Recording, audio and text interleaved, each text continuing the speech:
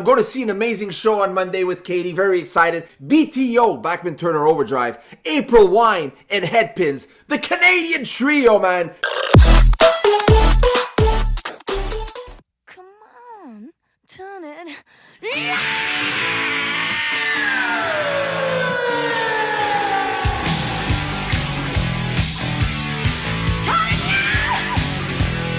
Welcome to Garage Geek. So as you saw, my guest host, Olivier at Vinyl Lounge, is going to a concert with Katie. They are going to see 3 Canadian bands. He calls them the Canadian Trio. When I woke up this morning, his short was the first thing that I saw, and it kind of inspired me because he's going to see Bachman Turner Overdrive, April Wine, and Headpins. I've heard of 2 of the bands and not the third. And I've always been meaning to listen to these groups more in depth, and I have albums by both of them, but I've just never really taken the time to really explore them. So I thought this was a good impetus for me to listen to these bands.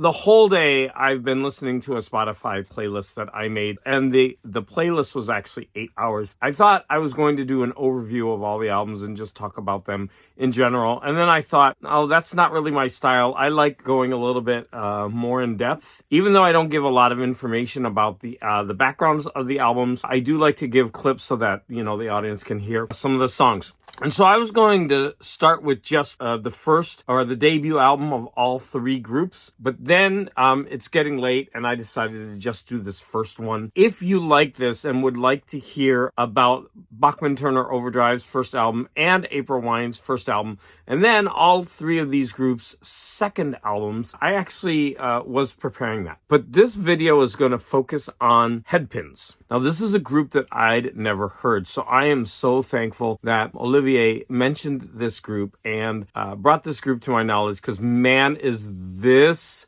a great debut album.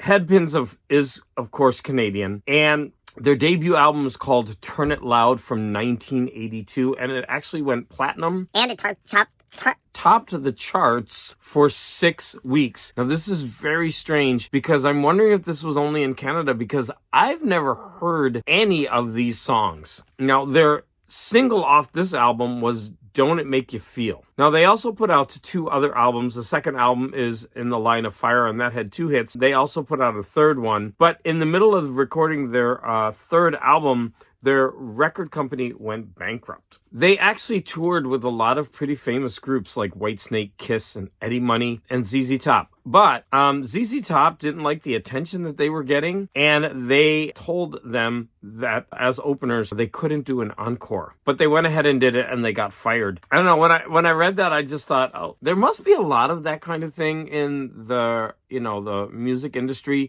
for one group to tell another one, hey, you sound really good. You actually sound better than us. So, we want to limit you or clip you in some way. I don't know that. If that's true, that's just, kind of bad. ZZ Top needed to up their game, I guess. So this debut album has 8 songs, and I'm going to intersperse 6 clips. This album really, really rocks. Now, the opening track, Turn It Loud, starts with a bang, and it just lets you know right from the beginning that this is a rock album. Now, I'm going to have to admit that the whole day I was listening to this, and I thought that the lead singer was male, and I just thought he had a really high voice like Geddy Lee. And so I was surprised when I found out that the lead singer is a female. It made sense then, but man, does she have a good voice. If you listen carefully, she plays with her vocals. They're not monotone. She goes up and down. She's a really good singer. I am just really surprised that I've never heard any of these songs. I step on the bus, yeah, the fare's going up. Why don't ever tell me you don't give a fuck? People all the same. Ain't got no money, can't afford not a single thing. As I mentioned before, Don't It Make You Feel was the hit single off this album, and I actually don't think it's the best track on this album.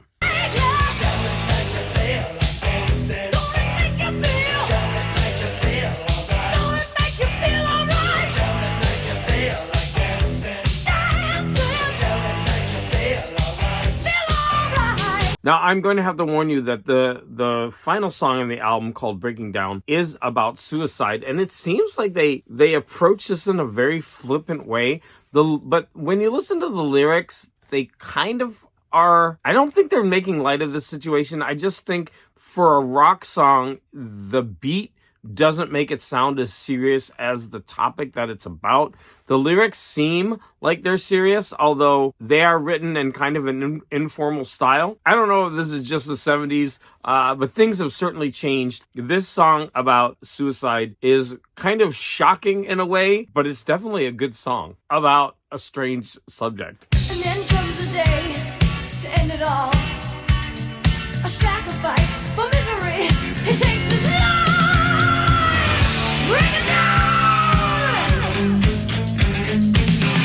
Bring it down. Now, throughout these clips, there's going to be a couple of times when you hear the other members of the group singing background. It really does provide a nice contrast for when you hear the lead singer's vocals. So overall, I would give this album a 4 out of 5. This is such a strong debut and such a great 70s rock record, although it was released in 1982. So I would say, I guess it's an early 80s. It does to me sound like late 70s hard rock. If you like that type of music, you're really going to like this. Now, who's not going to like this? People who don't like screechy vocals. And I'm not calling her voice screechy, but she does get up there and stay up there. And if you don't like that, I know there's a lot of people out there who don't like Rush, but I was comparing this a lot to Geddy Lee's voice because it kind of sounded similar. And if you don't like that singing style, which I'm still shocked when I hear people say they don't like Rush. I mean, that's just a personal bias. I'm like, I don't understand how you could not like Rush.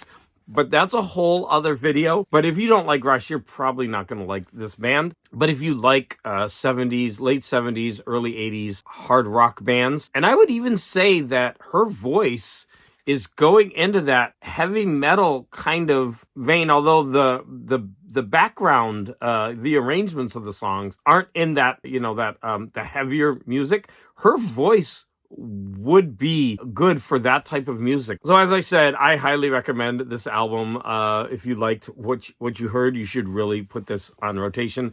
And if you liked this video, please let me know so that I could tell you about their second album and also about Bachman-Turner Overdrive's first and second album and April Wine's first and second albums. Sorry, I want to thank Olivier and Katie for the inspiration for this video, and also their shorts where they're doing their, I think it's a Friday night dance, never ceases to put a smile on my face. As always, I want to thank you for the support.